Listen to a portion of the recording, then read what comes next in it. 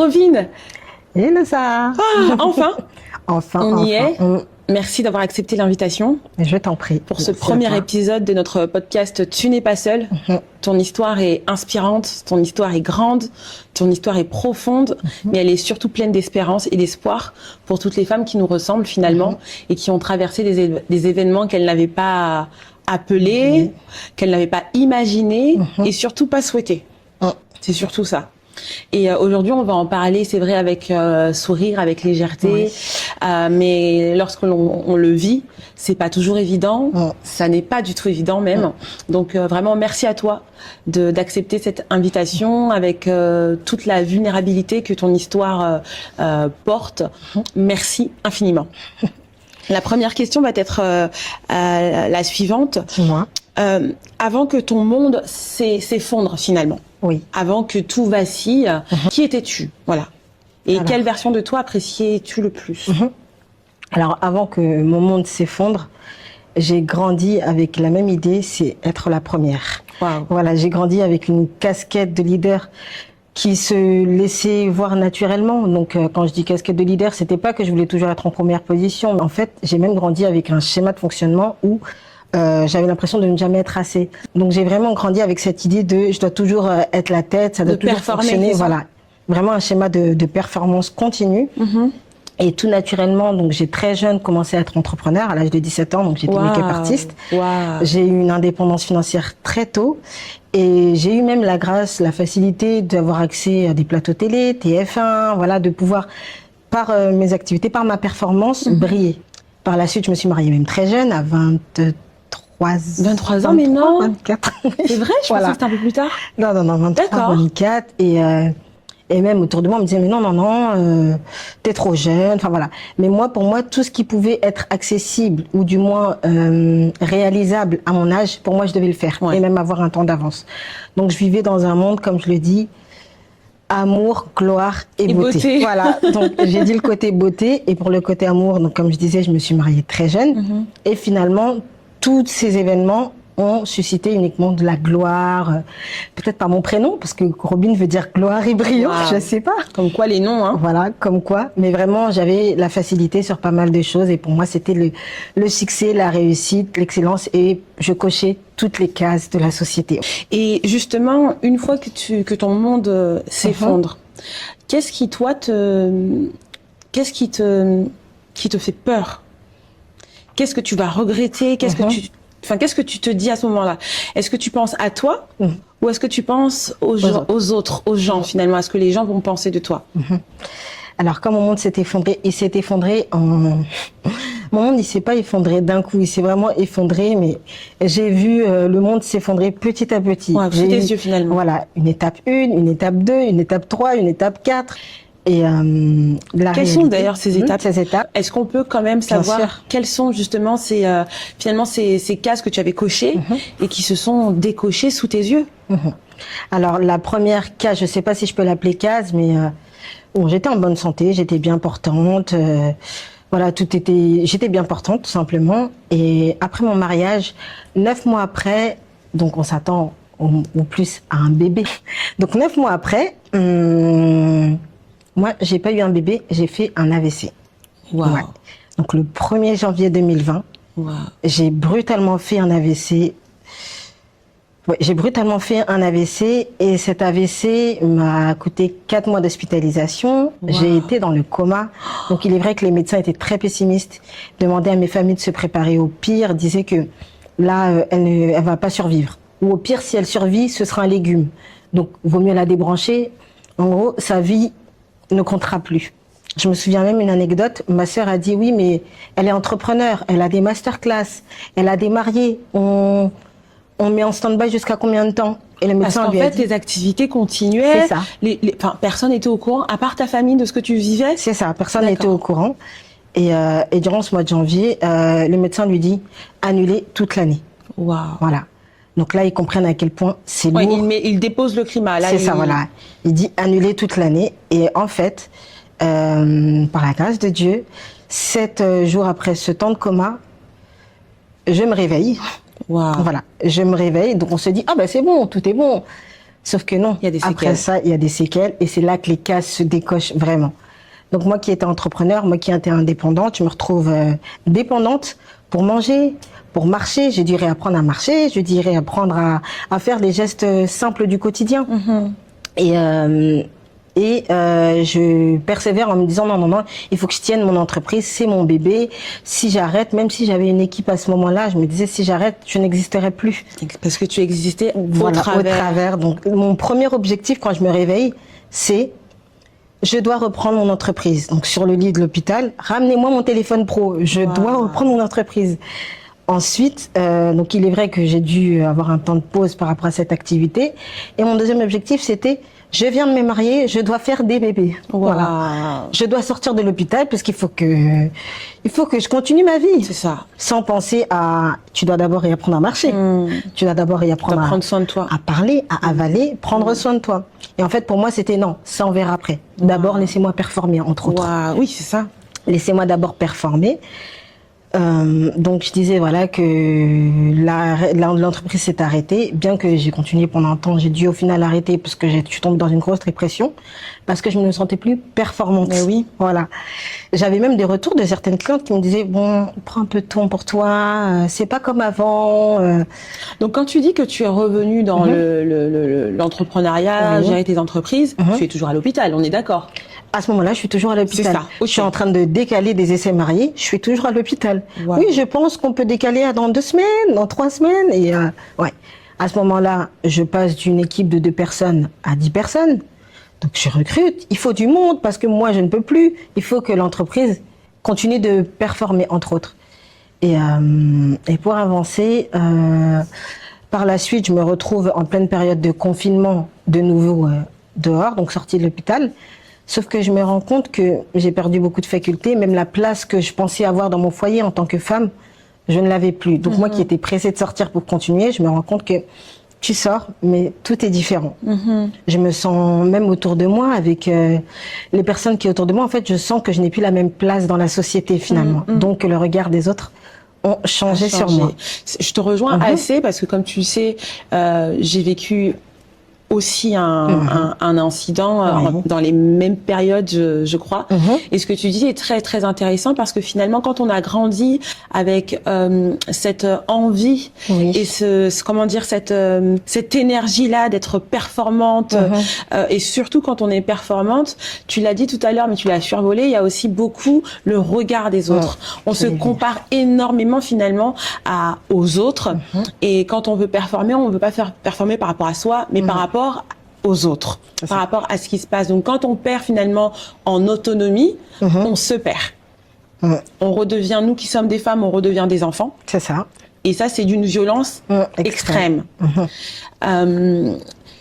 Tes plans et tes projets, à ce moment-là, tu nous dis que, et je te rejoins totalement, en fait, on n'a qu'une envie, c'est de reprendre sa vie. C'est ça. Mais finalement, on ne comprend pas qu'on ne peut pas reprendre finalement sa vie là où on l'a laissée parce qu'il y a des séquelles. Comment tu as vécu justement cette transition-là? Je disais à mes kinés, mais moi je suis chrétienne en fait. Moi je suis chrétienne.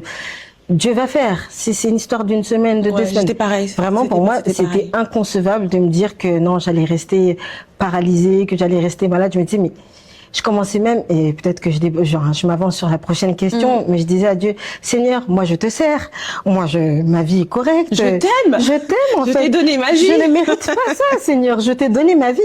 Donc j'étais dans un vrai déni, et ce déni m'a finalement amené à un silence.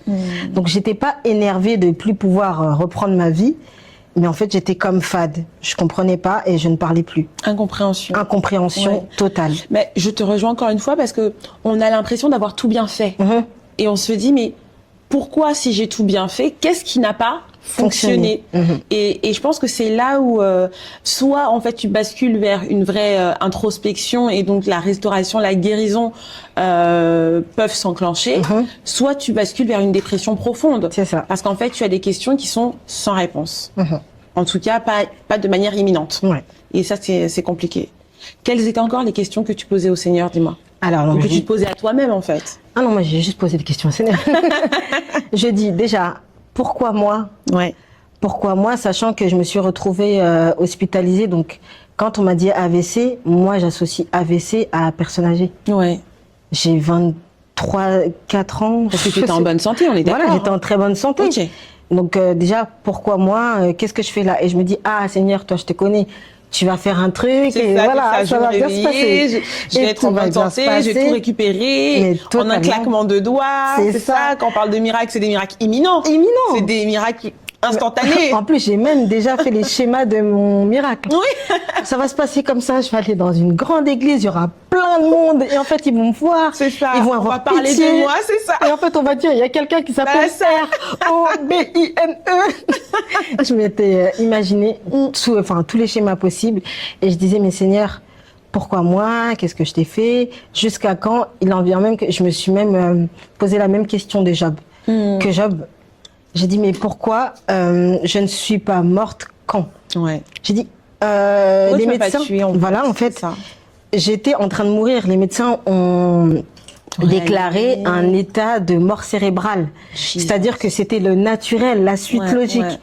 Pourquoi t'es intervenu? Pourquoi tu m'as ramené si c'est pour vivre ça, en fait? Totalement. Je lui dis, en fait, oui, c'est bien beau. Mais vraiment, je parle à Dieu, je dis, c'est bien beau, tu m'as ramené.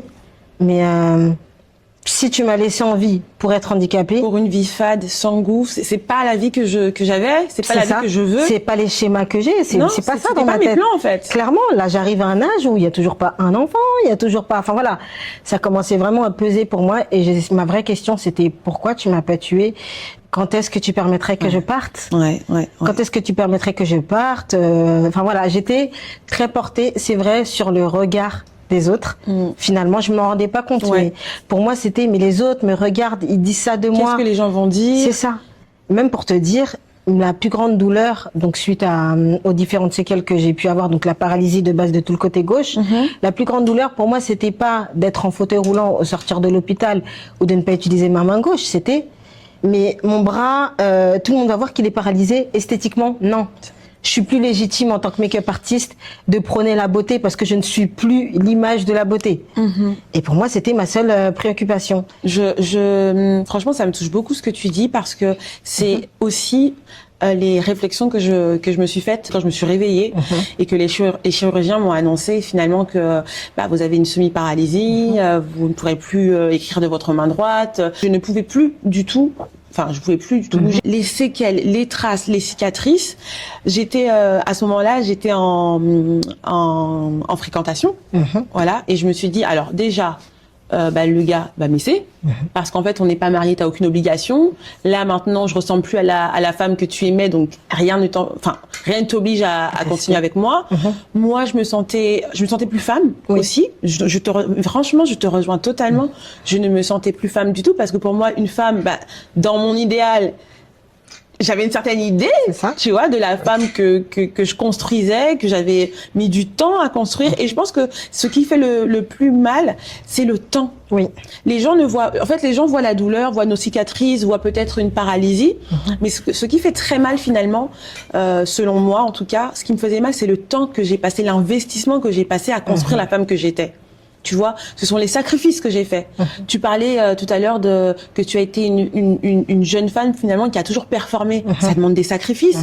Pendant que les autres faisaient, je sais pas, s'amusaient. Toi, tu as passé du temps en fait. Tu as fait des choix. Il y a certaines relations auxquelles tu as dit non. Il y a certains plaisirs auxquels tu as dit non pour devenir la Robin que tu finalement que tu étais. Et moi, c'est ça qui m'a fait vraiment mal. Je me suis dit mais pourquoi finalement, Seigneur, tu m'as fait passer par tout ça? Pourquoi j'ai été cette femme-là?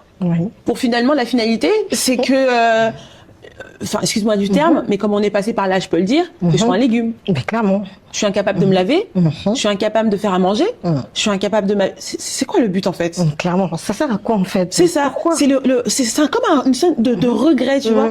Je me suis dit, mais tout ça pour ça? Donc, il faut que tu me guérisses. Clairement. Mais en fait, les plans de Dieu, c'est de te guérir, mais d'abord de te faire grandir. C'est ça. Il y a un plan derrière. Finalement, quand est-ce que parce que tu as traversé la maladie, tout comme moi, tu as traversé aussi une séparation suite à ton mariage. C'est ça. Comment finalement tu te relèves? Comment tu te dis, ok, là, en fait, cette maladie, c'est pas juste une maladie. Ce divorce, c'est pas juste un divorce. Tout ce qui m'est arrivé, finalement, c'est pas le sort qui s'acharne, mais il y a Dieu dedans. Tu arrives à ce niveau-là. Quand et comment? Alors, honnêtement, j'ai mis énormément de temps à arriver à ce niveau parce que, comme je disais tout à l'heure, ma seule priorité, c'était redevenir la Robin que j'étais. Donc, je prenais même pas le temps, en fait, de comprendre. C'est ça. Qu'est-ce que je devais apprendre finalement de chaque étape. Parce qu'on est très occupé à vouloir sortir de la situation. Au lieu de pouvoir comprendre pourquoi j'y suis entrée et qu'est-ce que Dieu veut m'enseigner, qu'est-ce que la vie finalement veut m'enseigner. Et c'est vrai que première case qui se décoche, je ne comprends pas. Deuxième case qui se décoche, je ne comprends toujours pas. Troisième case qui se décoche, je dis mais Seigneur, tu veux m'abattre, c'est comme ça que tu veux me faire mourir avec souffrance. Et finalement, en fait, je reviens à quelque chose d'essentiel, c'est que je me dis, les hommes disent ça de moi. Voilà, autour de moi, on dit que je suis ci. Moi-même, je dis que je suis ça. Eh bien, on va faire quelque chose de très simple. Au lieu de baser mon identité, baser qui je suis sur ce qu'on dit de moi, je vais retourner à la Genèse. Donc, je vais retourner vraiment à la création de ma personne. Puis finalement, je ne me suis pas auto-créée. Mes propres parents, même, j'ai même vraiment eu l'espoir, j'ai questionné tous mes proches. C'est quoi mes qualités? C'est quoi mes défauts? Parce que les médecins me disaient, voilà, ça va changer. Vous ne pourrez plus organiser, vous ne pourrez plus, voilà. Et en fait, ils m'annonçaient. Et la fin de ta vie, finalement. Ça. Et sans me rendre compte. Tu respires toujours, mais c'est la fin d'une vie. C'est ça, en fait, je suis en vie, mais je ne suis plus là. Et sans me rendre compte, je buvais tout ce qu'ils disaient.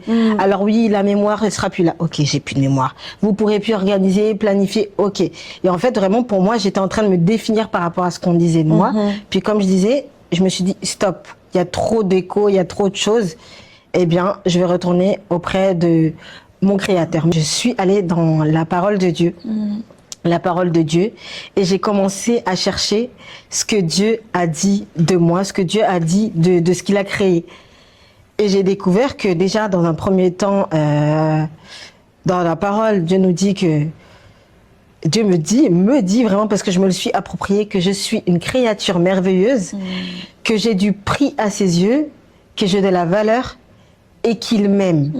Donc dans cette période où j'étais en séparation avec mon ex-mari, pour moi, en fait, je perdais en valeur, je perdais en valeur, et en fait, j'étais en train de découvrir que, eh ben, il y a quelqu'un qui m'aime et qui m'aime d'un amour inconditionnel. Que je sois X, que je sois Y, que je fasse V, F, autre, en fait, il m'aime.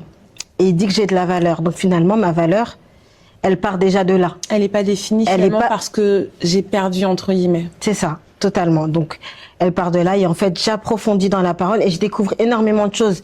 Et je décide de me dire, à partir d'aujourd'hui, je vais me définir selon ce qui est écrit. Et plus par mes performances, plus par ce que je réalise, plus par l'amour que les gens me portent, plus par le regard des gens.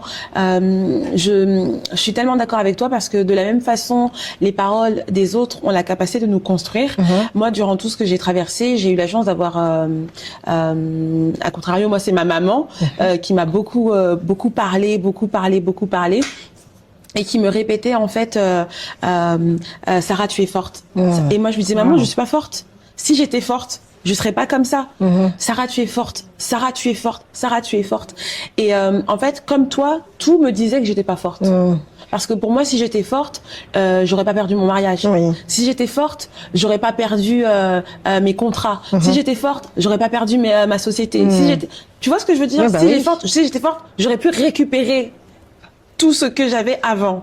Et tout comme toi, j'ai compris ce que tu disais auparavant, c'est qu'en fait, je pense que beaucoup de femmes se définissent par leur réalisation. Et on est aussi dans une génération, on traverse, voilà, la société et autres pousse la femme finalement à se comparer. Donc déjà, on se compare aux hommes. Déjà de un, c'est complicado. Ça va pas du tout, il y a quelque chose qui va pas. Et en plus de ça, on se compare les unes les autres.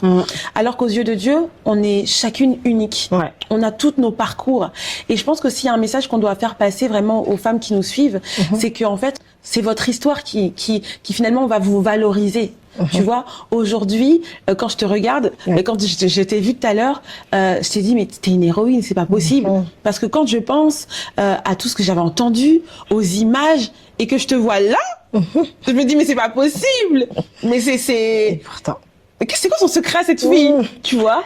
Et d'ailleurs, j'ai envie de te poser la question, avec tout ce que tu as vécu maintenant, qu'est-ce qui est né en toi? Qu'est-ce qui est né en moi? Déjà, la connaissance de moi-même. Donc, c'est difficile à dire ou à comprendre, mais c'est qu'après 30 ans que j'ai compris qui est-ce que j'étais, vraiment. Parce que en traversant toutes ces situations, j'ai vu que en vrai, ce n'est pas la maladie qui m'a brisée, ce n'est pas le divorce qui m'a brisée, ce n'est pas l'arrêt de mon activité qui m'a brisée finalement, parce que j'aurais pu traverser toutes ces choses et être enracinée dans mon identité et me dire ok, ça arrive, mais ça ne change pas qui je suis. Complètement. Waouh. Et vraiment, c'est ce qui aujourd'hui m'a le plus, enfin c'est ce que j'ai le plus appris. D'abord, savoir qui je suis. Ouais. Avant toute chose, m'enraciner, mais vraiment m'ancrer dans le, pas juste quand je dis que je suis, c'est pas savoir les qualités, les défauts, les compétences, les atouts. Non, on n'est pas juste dans un CV. Il s'agit vraiment de comprendre même son schéma de fonctionnement. Je fonctionne comme ça. Pourquoi je fonctionne comme ça, par exemple? Tout à l'heure, je disais que j'ai toujours été dans la performance. Et c'est après une longue période de dépression que j'ai, avec une psychologue, analyser mes schémas de fonctionnement. J'ai répondu à un quiz, je crois, de 200 questions. Wow. Quand il se passe ça, vous faites quoi? Réponse A, réponse B, réponse C. Et à la fin, les résultats sortent. Oui, votre schéma de fonctionnement, c'est un schéma de performance. De là, je parle avec elle. C'est pour ça même que souvent on dit les psychologues, c'est mauvais, autres. Pendant 6 ans, j'ai refusé de parler avec une psychologue. Aujourd'hui, je me suis dit, mais pourquoi je ne l'ai pas fait plus tôt? Mine de rien, ça m'a aidé parce que j'ai compris que mon schéma de fonctionnement de performance n'était pas si naturel, mais était dû à des blessures de l'enfance. Exactement. Je suis totalement d'accord avec toi. Je pense que justement, quand on vit quelque chose, tu disais tout à l'heure, on a envie d'en sortir rapidement pour récupérer notre vie et avancer. Et je crois que beaucoup de femmes aujourd'hui doivent vraiment, pour se bâtir, se construire, faire un travail intérieur. L'introspection. Quand vous voyez que vous êtes très émotive, cherchez à comprendre quelle est la source, pourquoi vous êtes si émotive. Souvent, vous êtes très très émotif parce qu'il y a une blessure. C'est parce qu'on touche à quelque chose qui fait sens en vous. Et toi comme moi, je pense qu'on a traversé cette épreuve premièrement pour en parler à d'autres femmes. Il fallait qu'on passe par là pour être des voix pour d'autres femmes, mais aussi parce qu'on devait comprendre finalement qu'on n'était pas bâti sur un fondement qui était solide. Et c'est ça. Et il faut que les filles comprennent qu'aujourd'hui c'est très très très important de se construire, mais d'abord à l'intérieur. Même les parents, les mamans, les papas doivent aider leurs enfants finalement à se construire de l'intérieur et non pas selon les dictats de la société, non pas selon leurs attentes même en tant que parents, non pas selon la performance à l'école, voilà les notes, la note. Non, vous devez savoir qui vous êtes, ce que vous aimez. On peut tout vous retirer comme nous. On nous a tout retiré. La vie nous a tout repris. Et ensuite, quand on te reprend tout, finalement, tu sais pas qui t'es. C'est ça. Non, mais tu sais que c'est dramatique. C'est dramatique. Comme je le disais, finalement, ce qui m'a le plus fait mal, c'est pas d'avoir perdu l'usage de ma main. C'est pas finalement d'avoir perdu mon mariage, même si j'ai été très attachée. C'est pas de ne plus être MK Beauty. Non. C'est finalement de ne pas savoir qui je suis. Voilà. On te retire tout et finalement, t'arrives plus à te définir. Et ça, c'est d'une violence extrême. Et je crois que Dieu nous fait passer par là parce qu'il veut nous reconnecter à notre identité. La Bible déclare que l'Éternel a des plans et des projets pour nous, bien évidemment, mais il nous connaissait surtout. Il nous connaissait bien avant que nous soyons dans le sein de notre mère, c'est-à-dire bien avant que tu deviennes make-up artiste, bien avant que tu t'attaches au fait de performer, Dieu nous connaissait. Il savait déjà tout. Et en fait, il sait qui l'on est, indépendamment des statuts que l'on occupe dans la société, de ce que l'on fait dans la société. Et vraiment, si on peut transmettre un message aux femmes finalement qui, elles aussi, sont passées par des pertes douloureuses, on le répète, c'est pas des choses que vous attendez. Personne ne se marie pour divorcer. Personne se dit un jour, bon, bah, je vais tomber malade. Oh, pourquoi pas. Personne. Personne se dit, je vais échouer. Dans ce que j'entame comme entreprise et autres, mais il y a des situations qui nous arrivent parce que c'est comme ça, c'est la vie. Il y a un chapitre dans mon livre, c'est le premier, et je l'ai nommé l'imprévisibilité de la vie, parce que finalement, dans tout ce que j'ai traversé, j'avais rien prévu. Moi, j'avais prévu d'être une success woman, boss girl, avoir mon petit mari, mon petit garçon. J'ai eu le petit foyer. Voilà, voilà, c'est ça. Le foyer, voilà, et être adulée par tout le monde et autres. Et j'ai tout eu. Et puis tout s'est écroulé. Et tout perdu aussi. Tu vois. Donc, il y a des choses qui vont se passer en fait dans la vie. Mais quand tu sais qui t'es, quand tu t'as pris le temps de te bâtir, de te construire, de connaître tes forces, tes faiblesses, je pense que tout peut se passer dans ta vie tu vas rester strong. C'est ça, tu resteras solide. Et tu pourras rebâtir, tu pourras reconstruire, tu pourras recommencer. Certes, parce que Dieu est là, mais aussi parce que finalement, tu te connais. Et tu sais de quoi tu es finalement... de quoi tu es finalement capable. Aujourd'hui, tu es en pleine reconstruction. Je pense tout comme moi. On n'est pas arrivé, c'est pas terminé, mais on a déjà fait du chemin. Et franchement, pour ça, on peut s'applaudir. On peut vraiment s'applaudir pour ça. C'est vraiment génial. Moi, je suis vraiment très fière de toi et très admirative de tout ce que tu fais. Je te suis sur les réseaux sociaux, je te suis sur Instagram, je check tes stories où tu prodigues maintenant des conseils, comment tu es en train de te rebâtir, où est-ce que tu en es, quels sont tes projets et qu'est-ce que tu pourrais transmettre aussi à toutes ces femmes finalement qui, comme nous, ont traversé une perte. Alors, dans un premier temps, je dirais le message le plus fort que j'aimerais transmettre par mon histoire, c'est pas tant finalement de voir bien Robin était abattue, elle s'est relevée, waouh, elle est passée de ça ne m'intéresse pas vraiment finalement. Si j'ai envie qu'on retienne quelque chose, ce n'est pas ce que tu fais qui définit qui tu es, ni les échecs, ni les réussites. En fait, les échecs peuvent arriver, comme tu le disais tout à l'heure. Ça peut arriver, mais cela ne doit pas définir qui l'on est. Il y a une expression qu'on dit souvent, enfin, une phrase qu'on dit souvent qui me met plus trop à l'aise aujourd'hui, c'est fais ça, tu vas prendre de la valeur. Ça va te donner de la valeur. Parce que finalement, la valeur, elle ne s'ajoute pas à ce que l'on fait. Elle ne vient pas s'ajouter à ce que l'on produit. Mais elle se bâtit vraiment par la connaissance de qui l'on est, qui pour moi, ne peut être découvert nulle part que dans la parole de Dieu, puisque pour moi, en tout cas que chrétienne, je sais que c'est ma base. Donc, ce que je pourrais dire à une femme, à toute personne qui traverse des difficultés, c'est une épreuve, ok. Un échec, d'accord. Un projet qui ne s'est pas passé comme prévu, mais ta valeur ne change pas. Ta valeur ne change pas. Ta valeur ne changera jamais. Et ça, c'est vraiment quelque chose que on doit ancré à l'intérieur de nous en tant que femmes. Finalement, ce n'est pas le mariage, ce n'est pas le statut social, ni même le statut professionnel qui va nous donner de la valeur, mais c'est plutôt la conscience et la connaissance que l'on a de qui l'on est, qui peut nous donner cette valeur. Comme avant, donc je disais, j'étais make-up artiste. J'avais l'habitude de sublimer les femmes de l'extérieur. Je disais, voilà, je révèle leur beauté. Mais finalement, dans le fond, je comprends que le regard que j'avais sur la beauté déjà n'était pas bon. Aujourd'hui, j'y porte un autre regard et je comprends que avant de faire un full make-up, un contouring, à ce que tu veux, waouh, magnifique, en fait, à l'intérieur, t'es comment? Est-ce que tu as confiance en toi? La confiance. Est-ce qu'elle vient de comment tu vas t'habiller? Est-ce qu'elle vient du type de rouge à lèvres que tu vas mettre? Avec toi, je suis d'accord. Ou elle vient d'abord du fait que tu sais que tu as de la valeur, que tu sais que tu as du prix et que tu ne te considères pas être n'importe qui, parce que moi personnellement je me dis je suis une enfant de Dieu. Qui suis-je? Je suis une enfant de Dieu et c'est déjà beaucoup. Je suis d'accord avec toi, je suis bénie par ce que tu dis et si je pourrais conclure cet épisode, c'est aussi d'ajouter à ce que tu as merveilleusement dit que dans Psaume 23, c'est un psaume qui m'a vraiment tenu et qui me tient. Aujourd'hui, on a parlé du fait de comment finalement faire quand tes projets, tes ambitions, tes rêves finalement, tout s'écroule finalement. Quand tout s'écroule, comment faire?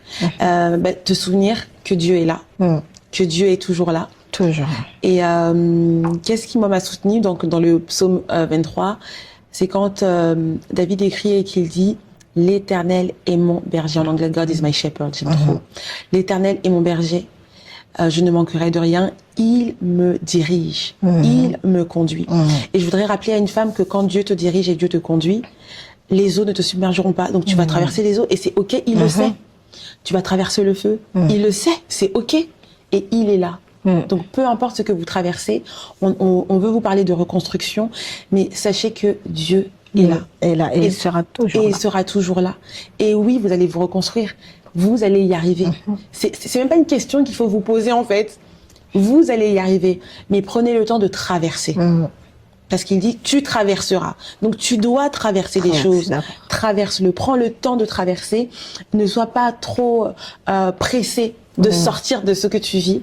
Prends le temps de traverser, accepte ce que tu vis parce que Dieu est là. Il sait là où il est en train de t'emmener. Il sait exactement ce qu'il est en train de faire. Ce que l'on a vécu, c'est très dur. C'est très difficile. Je ne vous souhaite pas de le vivre. Vraiment pas. Même pas ma pire ennemie. Mais je me dis que si Dieu nous a choisis pour passer par là, c'est qu'il nous a choisis pour être avec lui. C'est qu'il va faire des choses tellement énormes. Comme nous dit la parole de Dieu, la gloire de la seconde maison ne sera pas comparable à la première. Donc, moi, je te souhaite le meilleur. Merci. Et je souhaite à toutes celles qui nous suivent aujourd'hui le meilleur, de comprendre que Dieu est là, qu'elles prennent le temps de se découvrir en lui, de baser leur identité, de se construire et après de marcher, simplement d'avancer et de se rebâtir petit à petit, de se déprogrammer aussi, c'est important, vraiment de se déprogrammer de qui elles étaient, parce que de nouvelles femmes vont grandir, vont jaillir, vont germer et ce sera encore plus beau. Merci beaucoup à toi d'avoir accepté cette invitation. J'espère que cet épisode vous a vraiment fait du bien. J'espère que cet épisode vous a redonné de l'espoir et n'oubliez pas, Dieu est là. Voilà. Merci à vous.